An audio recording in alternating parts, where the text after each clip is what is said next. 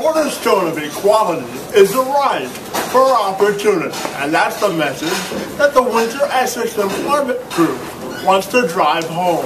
And joining me now is Lynn Calder, the Executive Director of Assisted Living Southwestern Ontario. Lynn, so great to see you, and thanks for joining us today. Thanks for having me, Kevin. And can you tell me what your initial impressions are of both this program itself, National Access Awareness Week, and the success of the event?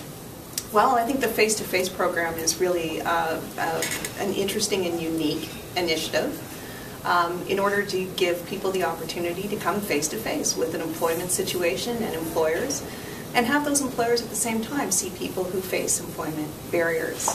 Having it close together with National Access Awareness Week, I think, is a really important piece to the whole puzzle, because National Access Awareness Week is really about making sure everybody can access employment in the full community.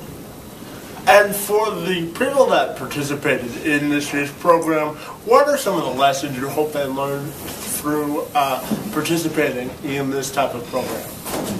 Well, I think for the participants who were job shadowing, it was really an opportunity to get a hands-on experience on what different types of jobs are available, and try to check things out and see what it is that they might like and what their skill level might be.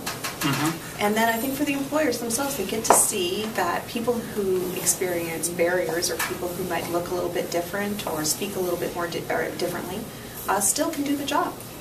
And in terms of that, fostering more employers to hire people with disabilities, what sort of steps do you think that need to be taken to increase the number of people with special needs that are employed?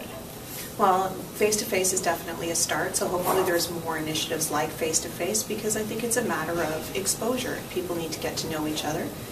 I think people need to get accustomed to seeing people in the workplace that have physical disabilities, and I hope that someday that will just be the norm rather than the exception.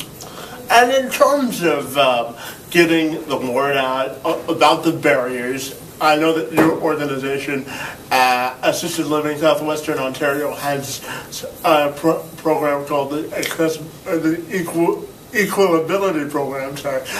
So can you tell me a little bit more of what your organization is doing to employ people with special needs, or help them seek employment? Right. Well, I think that we try to support people so that they're able to be employed in several different ways. Mm-hmm. And one of those is just providing personal care or support services so that people can get up, get ready, get going. We go into the workplace, so if people need assistance during the day at work, then we're going to go where the person is. So we want to make sure that the requirement for assistance is never a barrier to someone becoming employed. And that's one of our major priorities. The Equalability Program is exceptional because we are committed to whatever it is that the person needs in order to find a job and keep that job, then we're going to do it. So if it's a resume writing, if it's assisting to train, if it's special equipment, if it's ongoing communication with the employer, then we're there to support the person all the way through that process. And for the people that are watching this report today, one of the messages or the final message you would want them to take away about the skills and abilities of people with special needs or different barriers?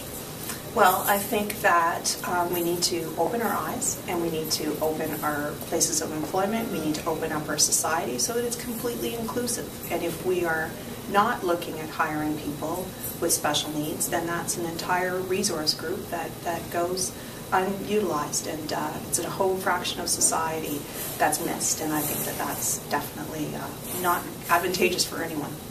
Well, we thank you for your efforts, both individually and in part with your organization, and best of luck in getting those that you service and those that will come to you in the future employed on a gainful basis. Thanks for joining us today, Lynn. Thank you for having me. Pleasure. For CFTV, I'm Kevin McCann, reporting from the face-to-face luncheon here at the Kobodo Club.